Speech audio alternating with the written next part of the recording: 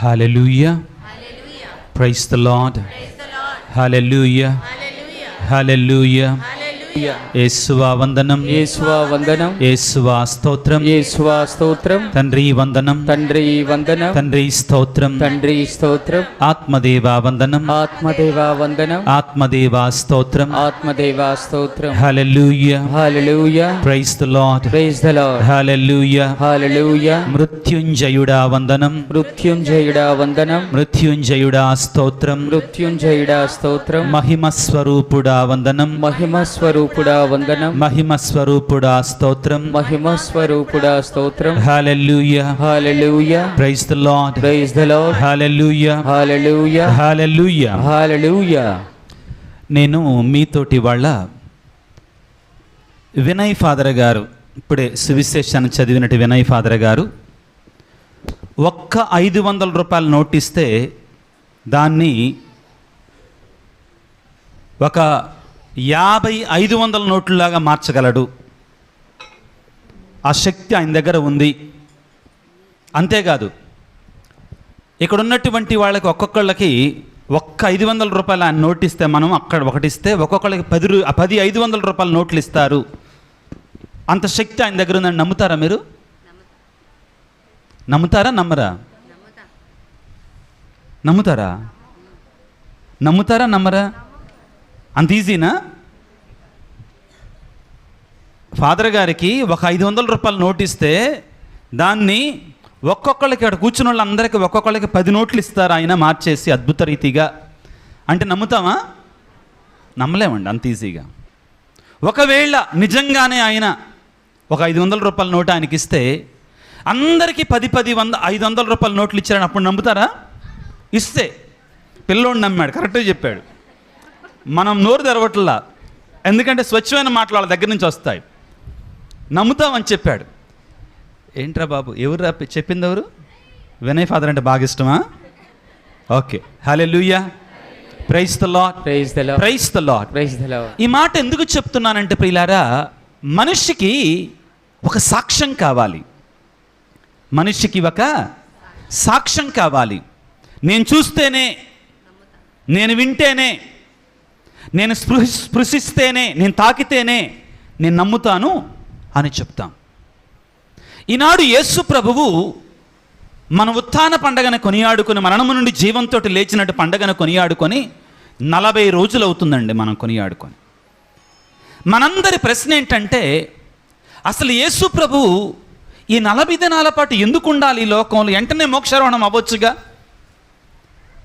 ఆయన చెప్పినట్లుగా ఈనాటి మొదటి పట్టణంలో చదువుకున్నట్లుగా, రెండవ పట్టణంలో చదువుకున్నట్లుగా యేసు ప్రభు తాను చెప్పినట్లుగా 3వ నాడు సజీవుడిగా లేచాడు.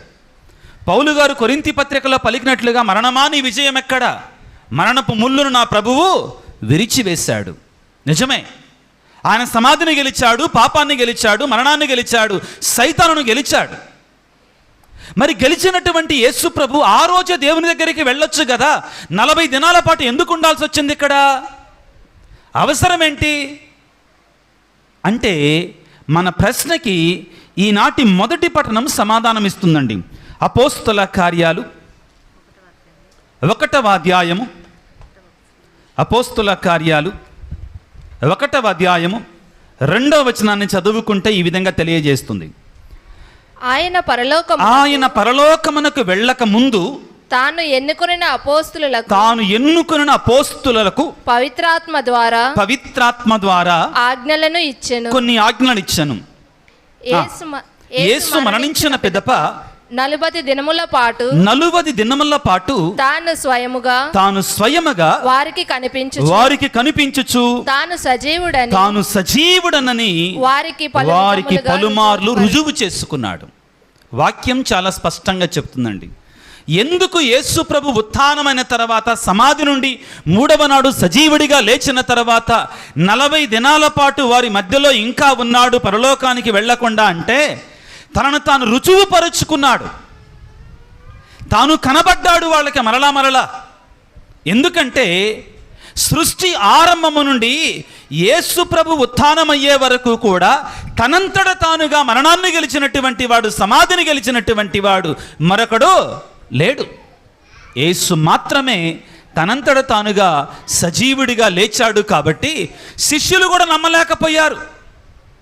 శిష్యులు కూడా అది అసాధ్యం అనిపించింది. ఇది ఎలా సాధ్యం అనుకున్నారు. ఒకసారి మనం యోహాను సువార్త 20వ అధ్యాయాన్ని తీసుకుంటే, స్వయంగా తోమాసు గారు భారతదేశానికి అపోస్తలుడిగా వచ్చినటువంటి ఆయన, యేసు ప్రభువుతో పాటు 3.5 సంవత్సరాల పాటు కలిసి జీవించినటువంటి ఆయన, లేదు యేసు ప్రభువు లేచాడు మాకు కనబడ్డాడు అని మిగిలినటువంటి అపోస్తలులు చెబితే తోమాసు గారు ఏమన్నారు, నేను నమ్మను. ఆయన మరలా నాకు కనబడి నేను ఆయన చేతుల యొక్క చీలల గాయాలలో నా వేలు పెట్టి ఆయన డొక్కలో నా చేతిని ఉంచితే తప్ప నేను నమ్మను అన్నాడు. వాక్యాన్ని చదువుకుంటే యోహాను సువార్త 20వ అధ్యాయము 25వ వచనములో, తక్కిన శిష్యులు అతనితో మేము ప్రభువును చూచితిమి అని చెప్పిరి. అందుకు అతడు, నేను ఆయన చేతులలోని చీలల గంట్లు చూచి అందు నా వేలు పెట్టి ఆయన ప్రక్కలో నా చేతిని ఉంచిననే తప్ప నన్ను విశ్వసింపను అని పలికాడు. తోమాసు గారి విశ్వాసాన్ని బలపరచటం కొరకై యేసు ప్రభు మరొకసారి తోమాసు గారి కొరకై దర్శనమిచ్చాడు. మరణాన్ని గెలిచినట్టు యేసు ప్రభు మరొకసారి వారి మధ్యలోనికి వచ్చాడు. తోమాసు, నీ వ్రేలును ఇక్కడ ఉంచుము, నీ చేతిని నా ఇక్కడ ఉంచుము, అవిశ్వాసివి కాక విశ్వాసివై ఉండము. ప్రియులారా, ఇదిగో ఏ ఒక్కరూ అవిశ్వాసములో ఉండటము యేసు ప్రభువుకి ఇష్టం లేదు. ఇక్కడ ఉన్నట్టు మనందరము కూడా ధర్మబద్ధంగా నీతియుక్తంగా యేసు ప్రభువుని, ప్రియులకు దేవుని బిడ్డలారా, మనం సందేహించి, అయ్యా నాకు నీ యొక్క కృప కావాలి, నేను విశ్వాసంలో బలపడలేకపోతున్నాను అంటే యేసు ప్రభు నీ విశ్వాసాన్ని బలపరుస్తాడు. పిల్లారా, మీరందరూ కూడా వినే ఉంటారు. చాలామంది మీలో మే నెల 9వ తారీఖున కేరళ రాష్ట్రంలో ఆర్చి బిషప్ గారు అక్కడ జరిగినటువంటి ఒక అద్భుతాన్ని, దివ్యస్వ ప్రసాద అద్భుతాన్ని రోము నగరం వాటికన్ పాపు గారు గుర్తించారని ప్రకటించారు. ఏంటి ఆ అద్భుతం? 12 సంవత్సరాల క్రితం అనగా 2013వ సంవత్సరంలో కేరళ రాష్ట్రంలో ఒక గురువు దివ్యస్వ ప్రసాదాన్ని, దివ్యబలి పూజని సమర్పిస్తూ ఉండగా అద్భుత రీతిగా దివ్యస్వ ప్రసాదంలో యేసు ప్రభు యొక్క ముఖార విందం కనబడింది. ప్రభు యొక్క ముఖం అందులో కనబడింది అద్భుత రీతిగా. 12 సంవత్సరాల పాటు రోము నగరం వాటికన్ దాని మీద రీసెర్చ్ చేసి ఇది నిజంగా అద్భుతమా కాదా అని చివరికి ఇది నిజంగా మమ్మాటికి అద్భుతమే అని నిర్ధారణ గావించింది. ప్రియులారా, ఇదిగో అది కేరళ రాష్ట్రంలోనే కాదు, చాలా చోట్ల యేసు ప్రభువు తన దివ్యస్వ ప్రసాదంలో నిజంగా వేంచేసి ఉన్నాడు అని ఆయన దర్శనమిస్తున్నాడు, కనబడుతున్నాడు. అద్భుత రీతిగా తనను తాను రుజువుపరుచుకుంటున్నాడు. ఎందుకని అంటే తన బిడ్డలమైన మనం అవిశ్వాసంలో ఉండటం ఆయనకి ఇష్టము లేదు. కాబట్టి తనను తాను మనకు రుజువుపరుచుకుంటాడు ఆయన. ఎందుకు యేసు ప్రభు 40 దినాల పాటు ఉత్థానమైన తర్వాత కూడా ఇంకా ఈ లోకంలోనే ఉన్నాడు, శిష్యులకు కనబడుతున్నాడు అంటే నేను నిజంగా సజీవుడనే అని మనకి రుజువుపరచుకోవడానికి. ఒకసారి మత్తయి శుభవార్త 28వ అధ్యాయాన్ని తీసుకుందాం. యేసు ప్రభు ఉత్థానమయ్యాడు, మరణాన్ని గెలిచాడు, సమాధి నుండి పైకి లేచాడు. లేచిన తర్వాత కూడా ఆ లేచినటువంటి ఉత్థానమైన యేసు ప్రభువు మీద కూడా ఒక కుట్ర జరిగిందండి. 3వ నాడు సజీవుడిగా లేచినటువంటి యేసు ప్రభు యొక్క ఉత్థానం మీద కూడా ఒక కుట్ర జరిగింది. ఏమిటి ఆ కుట్ర? మత్తయి శుభవార్త 28వ అధ్యాయము 12వ వచనాన్ని చదువుకుందాం. ప్రధానార్చకులు పెద్దలతో సమాలోచన చేసి ఆ సైనికులకు చాలా ధనమిచ్చి ఇట్లనిరి, మేము నిద్రించుచుండగా అతని శిష్యులు రాత్రివేళ వచ్చి అతని శరీరమును ఎత్తుకొని పోయారు. ఎంత దౌర్భాగ్యమో చూడండి. యేసు ప్రభు జీవించినంతకాలం యేసు ప్రభుని చంపాలి అనుకున్నారు. ఎవరు? పరిసయ్యులు, ధర్మశాస్త్ర బోధకులు. యేసు ప్రభు చనిపోయాడు. ఇప్పుడు ఇంకా వీళ్ళు హ్యాపీగా ఉండొచ్చు కదా. మరి యేసు ప్రభు చనిపోయిన తర్వాత ఇంకా ఎక్కువ భయపడుతున్నారు. చచ్చిపోయినోడి గురించి ఎవరన్నా భయపడతారండి? భయపడతారు. దెయ్యాలంటే భయం ఉన్న వాళ్ళకి. యేసు ప్రభు చనిపోయాడు. చనిపోయినటువంటి యేసు ప్రభు మరలా లేస్తాడేమని ఎవరు భయపడుతుంది? పరిసయ్యులు, ధర్మశాస్త్ర బోధకులు. ఈ శిష్యులందరూ పారిపోయారు హ్యాపీగా. అయితే యేసు ప్రభు లేచాడు తాను చెప్పినట్లుగా. సైనికులు వచ్చి అన్నారు, అయ్యా ఆయన సజీవుడిగా లేచాడు. సైనికులు కాపలా ఉన్నారు కదా సమాధికి, యేసు ప్రభు సమాధికి వచ్చి, అయ్యా ఆయన సజీవుడిగా లేచాడయ్యా అంటే ఇంకొక పన్నాగం అన్నారండి పరిసయ్యులు, ధర్మశాస్త్ర బోధకులు. ఆ సైనికులకు బాగా డబ్బిచ్చి మీరు అబద్ధం చెప్పండి. ఏంటి, యేసు ప్రభు నిజంగా లేవలేదు, మేము నిద్రిస్తూ ఉండగా, ఎవరు సైనికులు నిద్రిస్తూ ఉండగా శిష్యులు వచ్చి ఆయన శరీరాన్ని దొంగిలించుకొని వెళ్ళారు. యేసు ప్రభు శరీరాన్ని దొంగిలించుకొని వెళ్ళటానికి అది చెవుపోగులా ముక్కుపోగు అండి, చిన్న దొంగిలించుకొని వెళ్ళడానికి. ఆయనది పెద్ద శరీరం. Praise the Lord. Hallelujah hallelujah hallelujah hallelujah hallelujah hallelujah. కానీ ప్రపంచంలో ప్రియులారా దురదృష్టం ఏంటంటే దేని వలన పని జరగకపోయినా కానీ ఒకదాని వలన పని జరుగుద్ది. ఏంటిది? లంచం. యేసు ప్రభు మీద కూడా అబద్ధం చెప్పడానికి లంచం ఇస్తున్నారు. కానీ సత్యం ఆగదండి, ఎప్పుడో ఒక రోజు బయటపడుతుంది. కాబట్టి వీటన్నిటిని కూడా నివృత్తి గావించటానికి యేసు ప్రభు 40 దినాల పాటు శిష్యుల మధ్యలోనే ఉండి వారికి మరలా కనబడ్డాడండి. నేను సజీవుడని నిరూపించుకున్నాడు. పిల్లారా, ఎమ్మావు గ్రామంలో 2 శిష్యులు వెళుతూ ఉండగా వారి మధ్యలోనికి యేసు ప్రభు వచ్చాడు. అయినా వాళ్ళకి కనువిప్పు కలగలేదు. చివరికి వాళ్ళు భుజించుచుండగా యేసు ప్రభు రొట్టెను తీసుకుని యేసు ప్రభు కదా. అప్పుడు వాళ్ళ హృదయాలు ప్రజ్వరిల్లటం ప్రారంభమయ్యాయి. యేసు ప్రభు సజీవుడని వాళ్ళు గుర్తించగలిగారు. Praise the Lord. Hallelujah hallelujah hallelujah hallelujah hallelujah hallelujah. మీకు అందరికీ ఒక ప్రశ్న అండి, అందరు జాగ్రత్తగా వినండి. అందరు జాగ్రత్తగా విని సమాధానం చెప్పండి. యేసు ప్రభువు ఒకేసారి అతి ఎక్కువ మంది కనపడ్డది ఎప్పుడండి? ఎంతమందికి కనపడ్డాడు? ఒకేసారి ఎక్కువ మందికి కనపడ్డాడు. ఎంతమందికి కనపడ్డాడు? సుమారుగా చెప్పండి, పర్లేదు. యేసు ప్రభు ఉత్థానమైన తర్వాత చాలా మందికి ఒక్కసారి కనపడ్డాడు. సుమారుగా ఎంతమందికి కనపడి ఉండొచ్చు? 12 మందా? ఇంకా ఎవరండి అక్కడ? ఎంతమంది? 400 మంది. దగ్గరకు వచ్చావా నువ్వు? ఇంకొద్దిగా అడుగు దూరంలోనే ఉన్నావు. ఎవరది? పిల్లలు చాలా తెలియగలవాళ్ళు. 500 మంది అంటున్నారు, వాళ్ళు కరెక్ట్ అండి. నిజమేనండి. ఒకసారి వాక్యాన్ని చదవండి. 1 కొరింథీ పత్రిక 15వ అధ్యాయం 6వ వచనాన్ని చదవండి త్వరగా. పౌలు కొరింథీయులకు రాసిన మొదటి లేఖ 15వ అధ్యాయము 6వ వచనాన్ని చదువుకుని నేను చదువుతాను, వినండి. పిమ్మట యేసు ఉత్థానమైన తర్వాత ఒకే పర్యాయము తన అనుచరులలో 500 మందికి పైగా కనబడెను. వారిలో కొందరు మరణించినను పెక్కుమంది ఇంకా జీవించుచునే ఉన్నారు. ప్రియులారా, యేసు ప్రభు యొక్క ఉత్థానం అనేటువంటిది, ఆయన మరణము నుండి పైకి లేవటం అనేటువంటి కట్టుకథ కాదు, అది చారిత్రకమైనటువంటి ఘట్టం.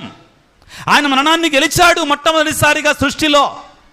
ఆయన సజీవుడు. కారణం ఏమిటి అంటే ఆయన జీవాధిపతి, ఆయన జీవానికి మూలం. ప్రియులకు దేవుని బిడ్డలారా, ఈ రోజున మనం చేసుకునేటువంటి పండగ ప్రియులారా యేసు ప్రభు యొక్క పట్టాభిషేక మహోత్సవము. మనకున్నటువంటి ప్రస్తుత 14వ లియో పాపు గారు ఎప్పుడు ఎన్నిక చేయబడ్డారు? ఏ రోజున ఎన్నిక చేయబడ్డారు? మే నెల 8వ తారీఖు. మే నెల 8వ తారీఖు. మరి ఆయన పాపు గారిగా బాధ్యతలు ఎప్పుడు స్వీకరించారు? మే నెల 18వ తారీఖు ఆదివారం అక్కడ వాటికన్ నగరంలో 10 గంటలకు జరిగినటువంటి దివ్యబలి పూజలో. అర్థమవుతుందా? కారణం ఏంటి? ఎందుకు ఆ మధ్యలో గ్యాపు అంటే సిద్ధపడాలి. ఏం చేయాలి? సిద్ధపడాలి. ఆ పాపుగారి పట్టాభిషేకానికి సిద్ధపడాలి. ఈనాడు ప్రియులారా, క్రీస్తు ప్రభు తండ్రి కుడి ప్రక్కన సింహాసనాసీనుడై తన యొక్క పట్టాభిషేకాన్ని పొందుకుంటున్నాడు. 33.5 సంవత్సరాల క్రితం ఆ యేసు భగవానుడు తండ్రిని విడిచి లోకానికి వచ్చాడు. మానవుడిగా నీ కొరకై నా కొరకై సిలువలో మరణించాడు. దైవరాజ్యాన్ని ప్రకటించాడు. ఇదిగో ఈనాడు ఎక్కడి నుంచి అయితే వచ్చాడు అక్కడికి తిరిగి వెళుతున్నాడు. ప్రియులారా, ఇదిగో ఫిలిప్పీ పత్రిక 2వ అధ్యాయంలో పౌలు గారు పలికినట్లుగా ప్రియులారా, ఆయన ఈ రోజున సింహాసనాసీనుడై రాజులకు రాజుగా ప్రభువులకు ప్రభువుగా ఆయన తండ్రి కుడి ప్రక్కన కూర్చున్నాడు అని మనకి వాక్యం సెలవిస్తూ ఉంది. ప్రియులారా, ఫిలిప్పీ పత్రిక 2వ అధ్యాయము 9వ వచనం ఈ విధంగా సెలవిస్తూ ఉంది.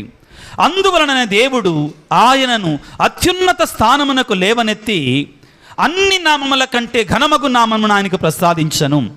అందువలననే పరలోక భూలోక పాతాళ లోకముల యందలి సమస్త జీవులు క్రీస్తు నామమునకు మోకాలు వంచి వినుతులు కావాలి. ప్రియులారా, ఈ లోకములో సర్వశక్తిమంతుడు నిజదేవుడు ఒకే ఒక దేవుడు యేసు ప్రభువు ఈ రోజున తండ్రి కుడిపార్శ్వాన తన మహిమలో పట్టాభిషేకాన్ని పొందుకుంటున్నాడు. ఆ మహిమ గుర్తుపెట్టుకోండి, ఆ మహిమ ఆయనకు మాత్రమే కాదు, నీకు నాకు మనందరికీ కూడా ఇస్తానంటున్నాడు, దేవుని చిత్తానుసారముగా జీవిస్తే. ఈనాడు ప్రియులారా, మొదటి పట్టణములో యేసు ప్రభు మోక్షారోహణం అవుతూ మనందరికీ ఒక వరాన్ని ఇస్తున్నాడు, ఒక బాధ్యతనిస్తున్నాడు. వినండి జాగ్రత్తగా. యేసు ప్రభు మోక్షారోహణం అవుతూ క్రైస్తవులందరికీ, శిష్యులకి ఒక వరాన్ని, అదేవిధంగా ఒక బాధ్యతనిస్తున్నాడు. ఏమిటి వరం? నా పరిశుద్ధాత్మను మీకు ఇస్తాను అన్నాడు. ఇది దేవుని యొక్క వరం.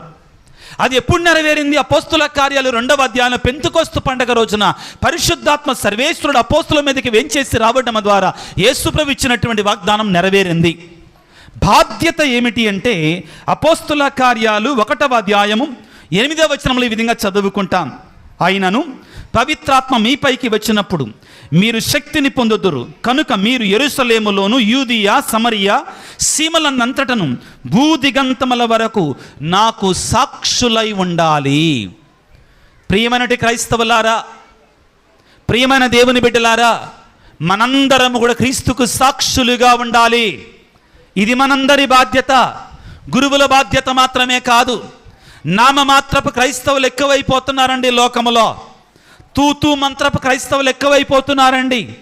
క్రీస్తుకు సాక్ష్యం పలికే క్రైస్తవులంగా మనం జీవించాలి. ఒక రోజున ఒక తల్లి విచారణ ఫాదర్ గారి దగ్గరికి వచ్చిందండి. వచ్చి, ఫాదర్ గారండి, నాకు ప్రేరణ కలుగుతుందయ్యా, నాకు తెలియనటువంటి ప్రేరణ కలుగుతుంది. ఏంటమ్మా ప్రేరణ అంటే, సువార్తను బోధించాలని. ఏం చేయాలని? సువార్తను బోధించాలని, దేవుని యొక్క వాక్యాన్ని బోధించాలని, దేవుని ప్రేమను బోధించాలని నాకు ప్రేరణ కలుగుతుంది. ఇది ఎలా సాధ్యమవుతుంది? నాతో కుటుంబం కదయ్యా, నేను ఎలా చేయగలను ఇది అని ఆ తల్లి బాధపడుతూ ఉంది. ఇది ఎలాగ సాధ్యమనంటే ఫాదర్ గారు అడిగారు, అమ్మా మీకు పిల్లలు ఎంతమంది అమ్మా? నాకు 7 పిల్లలయ్యా అని చెప్పింది. ఎంతమంది అంట పిల్లలు? 7 పిల్లలయ్యా. ఇది పాతకాలంలో, ఈ కాలంలో ఎక్కడ? మేమిద్దరం, మాకిద్దరు, ఇద్దరు వద్దు ఒక్కరు ముద్దు లాగుందండి మన కుటుంబాలు. నాకు 7 పిల్లలండి అని చెప్పిందండి. ఫాదర్ గారు వెంటనే అన్నారు, అమ్మా నీవు మంచి సుమాత్రకైన జీవితాన్ని జీవించు, ప్రతి ఆదివారం గుడికిరా, ప్రతిరోజు కూడా ప్రార్థనలో ఉండు. ఆ 7 పిల్లలకి నీవొక మంచి సుమాత్రకగా జీవించగలిగితే, గొప్ప క్రైస్తవ ఆదర్శాన్ని ఇవ్వగలిగితే అదే గొప్ప సువార్త ప్రచారం నువ్వు చేసేది అని చెప్పారు. ఆ తల్లి ఆ విచారణ గురువు చెప్పిన మాటలని అక్షరాల స్వీకరించింది, నిజం చేసింది. తనకు కలిగినటువంటి 7 పిల్లలని కూడా, బిడ్డలని కూడా చాలా ఆదర్శవంతంగా పెంచింది. దేవునిలో భయభక్తులతో పెంచింది. ఆ పిల్లలు నిదానంగా పెద్దయ్యారు. చివరికి ఆ పిల్లలలో 3 ఫాదర్లు అయ్యారు, 2 సిస్టర్లు అయ్యారు. ప్రియులకు దేవుని బిడ్డలారా, సిస్టర్లు అయ్యి ఆ 3 కూడా ఒక ప్రత్యేకమైనటువంటి ఈ సువార్త ప్రచార సభలో చేరి ఇతర దేశాలకు వెళ్ళి ఎంతోమందికి క్రీస్తు ప్రేమని చాటి చెప్పారు. ప్రియులకు దేవుని బిడ్డలారా, ఇక్కడ కూర్చున్నటువంటి వారిలో మనం ప్రశ్నించుకోవచ్చు. ఈనాడు ప్రభు అంటున్నాడు, మీరు నాకు సాక్షులుగా ఉండాలి అంటున్నారు మోక్షారోహణం అవుతున్న యేసు ప్రభు. ఏ విధంగా మనం సాక్షులుగా ఉండాలి అంటే మన జీవితాల ద్వారా మనం సాక్షులుగా ఉండాలి. జ్ఞానాపురం విచారణ అంటే, నిన్నటి రోజున ఇక్కడ నేను వాక్య పరిచర్య రోజంతా చేసిన తర్వాత సొడాలిటీ మెంబర్స్కి నేను కొన్ని విచారణలకు వెళ్ళడం జరిగింది. సాయంత్రం నాకు తెలిసినటువంటి వారికి, వాళ్ళు ఎక్కడికి వెళ్ళినా కానీ వాళ్ళు ఇదే అంటున్నారు, ఫాదర్లు, బిషప్ గారు, విశ్వాసులు అన్నమాట ఒకటే. ఏమిటి అంటే, ఫాదర్ గారండి, మా ఈ విశాఖ అతిమేత్రాసనానికి జ్ఞానాపురం విచారణ తల్లి విచారణ లాంటి విచారణ అండి అని చెప్పారు. ఎటువంటి విచారణ అంటండి? తల్లి సంఘమండి మాది అది అని అన్నారు. ప్రియులారా, ఇటువంటి తల్లి స్థానంలో ఉన్నట్టు మనం ఆదర్శవంతముగా జీవించాలి. మన జీవితాలు సాక్షిభూతంగా ఉండాలి. లేకపోతే మనం క్రైస్తవులంగా ఉన్నదాన్ని ప్రయోజనం లేదు. ప్రియులారా, ఈ రోజున ప్రభు అంటున్నాడు, మీరు నాకు సాక్షులై ఉండండి. అయితే ప్రియులారా, ఈ సాక్షులై ఉండటం అనేది సామాన్యమైనటువంటిది కాదు, చాలా కష్టసాధ్యమైనటువంటిది. అందుకే ఈరోజు ప్రభు అంటున్నాడు, నా పరిశుద్ధాత్మని మీకు తోడుగా ఉంచుతాను అని పలుకుతున్నాడు. ఈనాటి పరిశుద్ధ బలి పూజలో ఆ దేవాది దేవుని ప్రార్థన చేసుకుందాం. ఓ మోక్షారోహణమైనట్టు యేసు భగవానుడా, ఉత్థానమైనట్టు క్రీస్తు ప్రభువా, మేమందరము కూడా మా జీవితాలలో నీకు సాక్షులుగా జీవించడానికి మాకు కావలసిన పరిశుద్ధాత్మ శక్తిని మాకు ప్రసాదించయ్యా. మేము నామమాత్రపు క్రైస్తవులంగా ఉండకుండా నీకు నిజమైన క్రైస్తవులంగా ఉండటానికి కావాల్సిన శక్తిని మాకు ప్రసాదించయ్యా. అన్నిటికంటే ముఖ్యంగా ప్రియులకు దేవుని బిడ్డలారా, గుర్తుపెట్టుకోండి, క్రైస్తవులంగా మన జీవితం ద్వారా క్రీస్తుకు వ్యతిరేక సాక్ష్యం పలకకూడదు. వ్యతిరేక సాక్ష్యం ఏంటంటే, మన చెడు జీవితాన్ని చూసి అయ్యో క్రైస్తవులంటే ఎట్టుంటారా, ఇంత చెడు జీవితాన్ని జీవిస్తారా, అయితే నేను క్రీస్తు ప్రభువుని నమ్మను. ఇది క్రీస్తుకు వ్యతిరేక సాక్ష్యం. It is called counter witness for Jesus Christ in English. We should never be counter witnesses to Jesus Christ. దీని గురించి ప్రియులారా, పౌలు గారు ఫిలిప్పీ పత్రికలో అంటారు, మీలో కొంతమంది క్రీస్తు శిలువకు శత్రువులుగా జీవిస్తున్నారు అంటాడు. క్రైస్తవులలో కొంతమంది ఎలా జీవిస్తున్నారంటండి, క్రీస్తు శిలువకి శత్రువులుగా జీవిస్తున్నారని హెచ్చరిక చేస్తాడు. ఒకవేళ మనలో ప్రియులారా క్రీస్తు శిలువకు శత్రువులుగా జీవిస్తుంటే అయ్యో మనకి అనర్థం. ప్రియులారా, అయ్యో మనకి అనర్థం. ఈనాడు ప్రభువుకి మనం పునరంకితం చేసుకొని ఆ మోక్షారోహణం అంటే యేసు భగవానుడికి మనని మన కుటుంబాలని అంకితం చేసుకొని ఆయనకు లోబడి ఆయనకు సాక్షులుగా జీవించటానికి కావాల్సిన పరిశుద్ధాత్మ శక్తిని, వరాన్ని, దీవెనను, ఆశీర్వాదాన్ని మనందరికీ ప్రసాదించమని తలలో వంచి చిన్న ప్రార్థన చేసుకుందాం. సర్వశక్తిమంతుడా, సర్వోన్నతుడా, ప్రేమమయుడా, ఈనాడు నీ తండ్రి వద్దకు మోక్షారోహణమైనటువంటి మహిమగల దేవా, నీ వాక్యము ద్వారా మేము నీకు సాక్షులుగా ఉండాలని ఆహ్వానిస్తున్నావు. ఆ విధంగా ఉండడం కొరకై నీ పరిశుద్ధాత్మను మాకు తోడుగా ఇస్తానని పలుకుతున్నావు. మీకు వందనాలు, స్తుతులు, స్తోత్రాలు.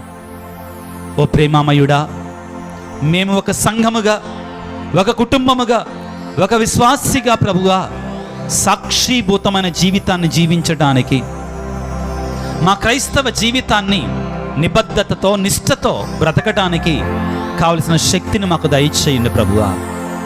ఈనాడు నీ సన్నిధికి వచ్చిన నీ బిడ్డలను దీవించండి, ఆశీర్వదించండి. అనారోగ్యముతో బాధపడుతున్న బిడ్డలకు ఆరోగ్యాన్ని ప్రసాదించండి. వేదనతో, బాధలతో మునిగి ఉన్నటి బిడ్డలను ప్రభువా సంతోషముతో నీ పరలోక మోక్షారోహణ పరమానందముతో నింపండి తండ్రి. చిన్నారి బిడ్డలను దీవించండి, యవ్వన ప్రాయమైన వారిని ఆశీర్వదించండి. వివాహితులను మీ ప్రత్యేకమైన దీవెనలతో నింపండి. వృద్ధులకు ఓదార్పును, ధైర్యాన్ని ప్రసాదించండి. వివిధ రకాల ఇరుకులతో, ఇబ్బందులతో, కన్నీటితో ఉన్నటువంటి వారి యొక్క కన్నీటిని తొలగించమని, నీ సన్నిధిలో ఉన్న వీళ్ళందరినీ కూడా దీవించమని మా నాథుడైన క్రీస్తు ద్వారా వేడుకొనుచున్నాము తండ్రి. ఆమేన్.